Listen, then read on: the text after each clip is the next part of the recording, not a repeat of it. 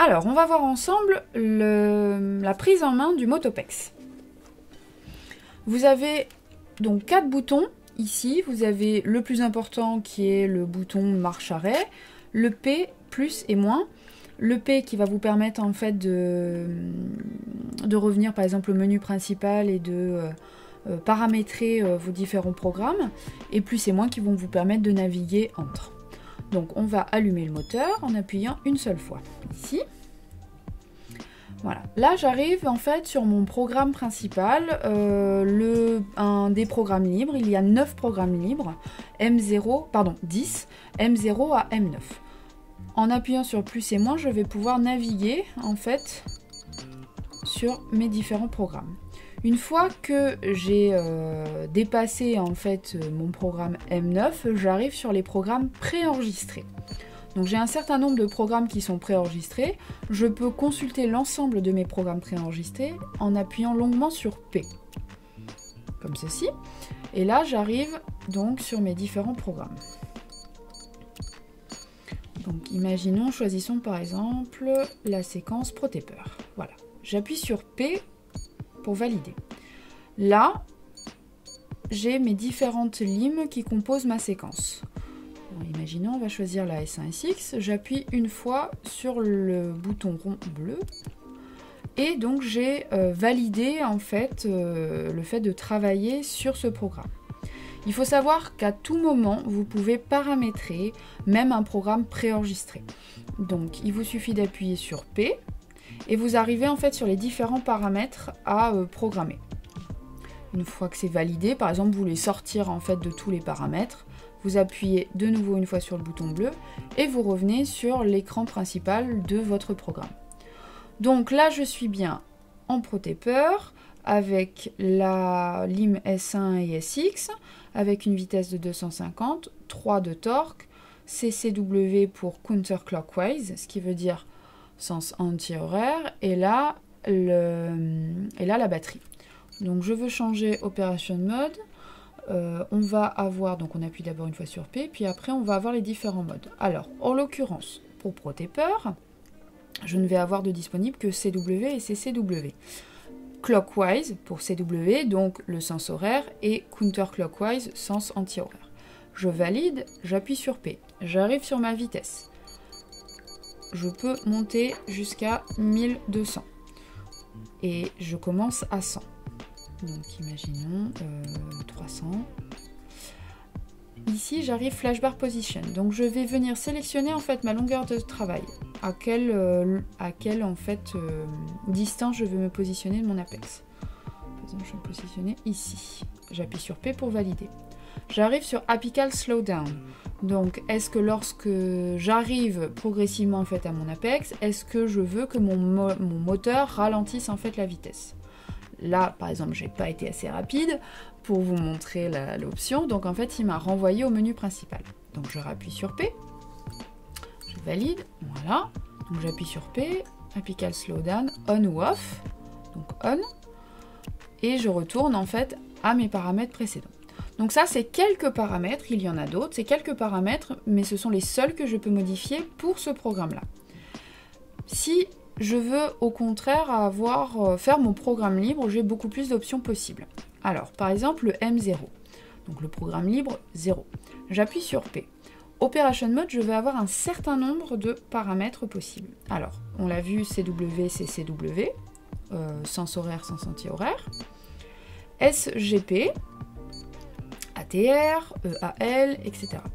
Alors, le ATR, c'est le Automatic Torque Control.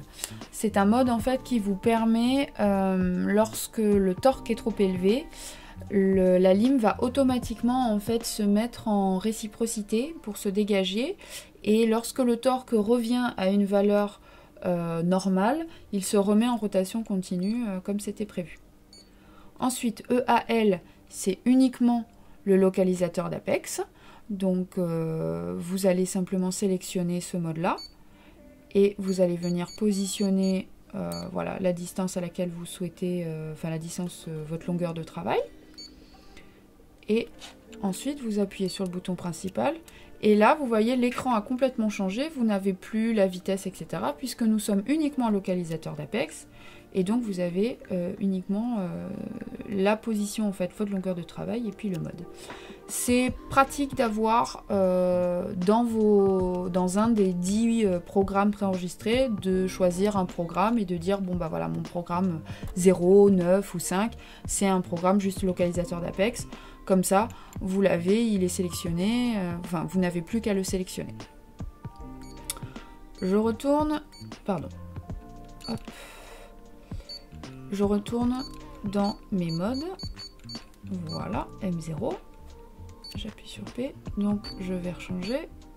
Alors, le mode SGP est en fait un mode qui est le Safety Glide Path mode, qui en fait est uniquement dédié à faire votre canal d'irrigation. En l'occurrence, il est disponible uniquement en fait sur les programmes libres. Vous pouvez régler la vitesse et pour le coup, il ne monte que jusqu'à 500. Ensuite, vous avez votre torque réglable. Et en l'occurrence, le Safety Glide Path Mode est disponible en réciprocité. Donc 180, on monte voilà, par palier de 10 jusqu'à 400, pardon. Et comment ça va. Voilà, et ensuite le reverse, pareil, vous choisissez.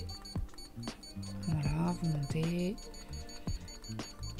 C'est vous qui choisissez, bien évidemment, à chaque fois. Vous pouvez également choisir Apical Action, donc est-ce que je veux qu'il s'arrête ou alors est-ce que je veux qu'il se mette en mode reverse ou je ne veux pas d'action en fait par le moteur lorsque j'arrive à ma longueur de travail. Auto Start, Auto Stop. Alors ça pour le coup c'est un mode qui est disponible dans tous les programmes. C'est simplement lorsque ma lime rentre dans mon canal, je veux que mon moteur démarre tout seul. Et lorsque je sors de mon canal, mon moteur s'arrête. Voilà. Là, vous réglez, comme d'habitude, votre longueur de travail. Et voilà. Donc on a vu l'ATR, on a vu EAL, on a vu CW, CCW et SGP. Ensuite, donc les vitesses, on a dit qu'on passait en fait, on commençait à 100 et on allait jusqu'à 1200. Le torque, on va jusqu'à 5 et on commence à 2.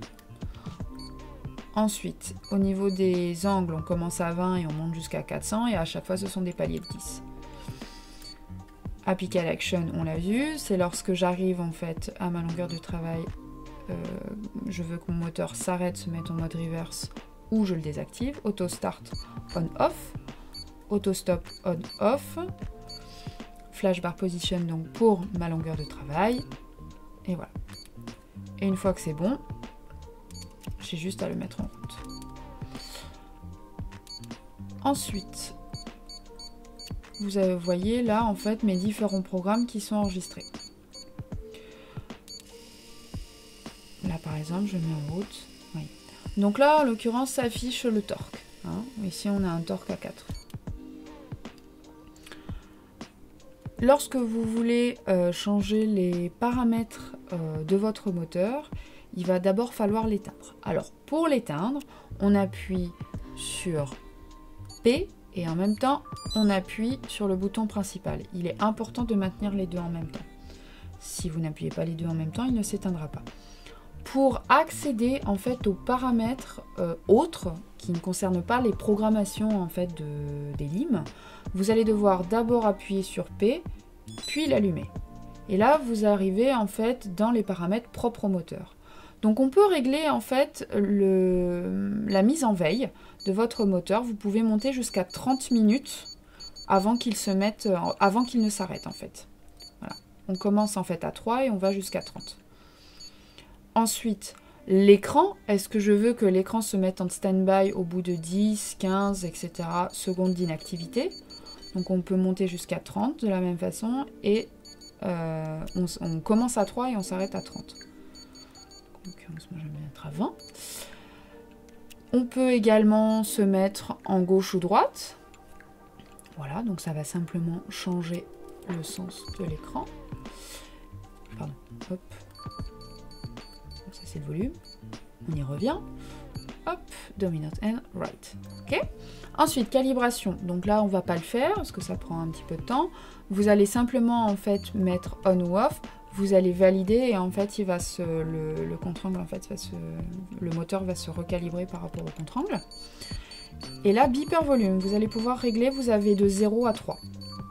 Donc 0, pas de volume. Faible volume. Moyen. Fort. Restore des fautes. Donc si vous voulez tout effacer, refaire pour pouvoir recommencer, vous pouvez ici, simplement vous mettez on et puis vous appuyez sur P et il va le refaire tout seul. Maintenant, on va voir un petit peu plus en détail le localisateur d'Apex. Alors, je vais me remettre sur un mode, voilà par exemple le M1 et on va mettre le mode EAL. Voilà, par exemple ici. Ok, je valide. Et là, en fait, vous allez venir brancher ce câble à l'arrière de votre moteur. Faites attention au sens, comme ceci. Et vous allez venir brancher donc un des câbles en fait qui est un crochet pour votre lime manuelle. Donc on va venir brancher celui-ci. Alors, comme vous pouvez le voir, il y a deux couleurs, blanc et noir. Donc le noir va avec le noir. Hop, vous le branchez ici. Et l'autre pour la lèvre. Voilà. Et comme ça, en fait, vous pouvez mesurer votre longueur de travail. Enfin, la longueur jusqu'à l'apex. Maintenant, lorsque vous êtes en train de travailler et que vous avez mis réglé votre longueur de travail, voilà, j'ai tout paramétré, j'appuie, je valide, je me mets en route, je vais simplement utiliser le câble sans le branchement noir, simplement avec le crochet labial. Et en fait, lorsque je vais mettre ma lime dans le canal, en fait, le moteur va pouvoir identifier votre longueur jusqu'à l'apex et va vous l'afficher sur votre écran. Voilà, il progresse doucement et il vous fait un bip continu quand vous l'avez atteint et il fait un bip, un petit bip en fait discontinu pour vous indiquer que vous l'avez dépassé. Et ensuite, je rappuie et c'est terminé. La calibrating en l'occurrence, vu que je lui avais mis on. Vous entendez ?